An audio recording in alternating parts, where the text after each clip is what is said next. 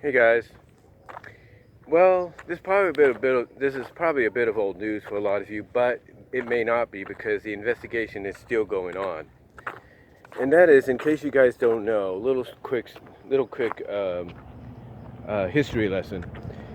This past Saturday at All Out, the AEW pay-per-view, which is the pay-per-view before the debut on TNT, that being All Elite Wrestling, Chris Jericho became the first ever champion. He beat Hangman Adam Page for the belt.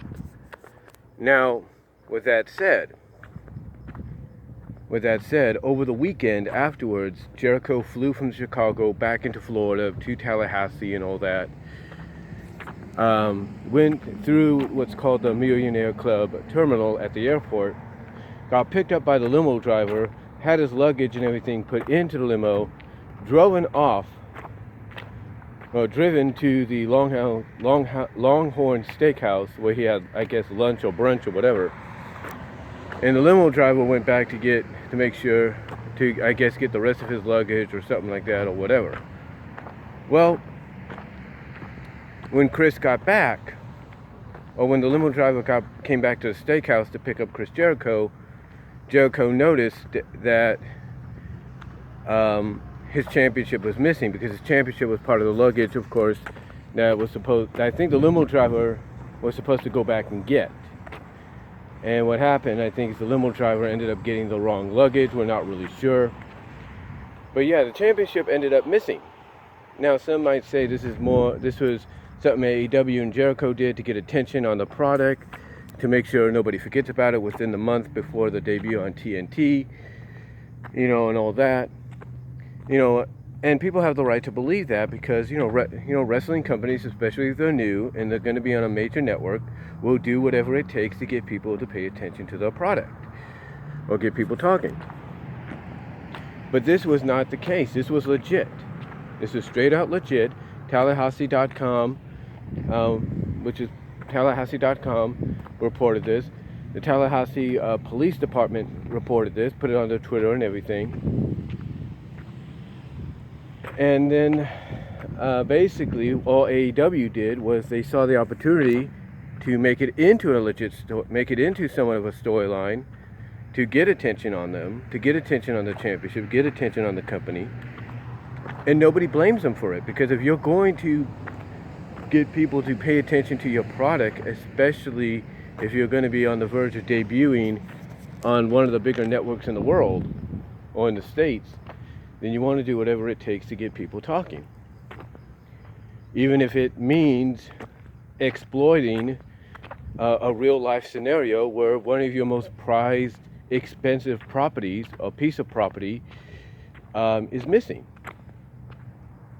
So anyway, long story short, after a few fumbling here and there where the Tallahassee PD was doing the he say, she say kind of deal of, oh, we recovered it, but we can't, we recovered it and here it is, or no, we didn't recover it and we have to remove everything that said we did off our Twitter account, Tallahassee PD did finally acknowledge that it was found, recovered, and returned to Chris Jericho. But the question is, it still remains, and this is why the investigation is still going on, who did it? What person did it? Some people would speculate, it was probably somebody from WWE that did it, so that, at the orders of Triple H or Vince, to make AEW look bad, and make them look like, they're nothing, they're no real competition, they're no threat. People speculate that it could have been someone there. Some people might even speculate that it might have been some hardcore fans that are like, no, Jericho shouldn't have the belt, Adam Page should have the belt, Bullet Club, Elite should have the belt, or something like that. Basically people could theorize and speculate all they want, and this is why the investigation is still going on. Heck, even Crime Time, the tag team of Shad and JT, or JTG and Shad, got into the act by photoshopping a picture of them with the belt.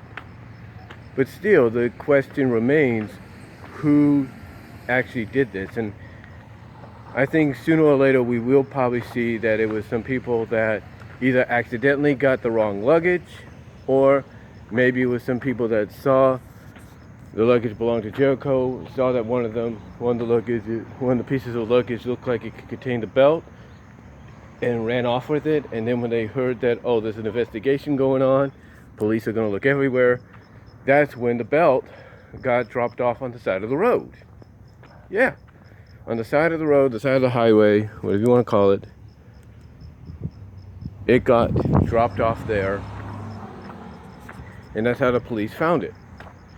How anybody, for the life of me, not know that there is a championship worth over $1,000 or $100,000 whatever dollars lying on the road is beyond me.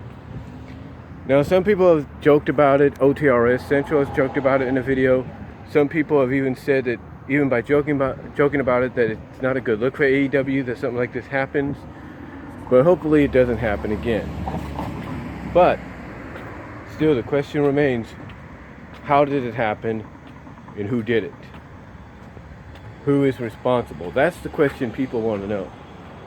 Who is the one behind it, or the individuals behind it? Was it just a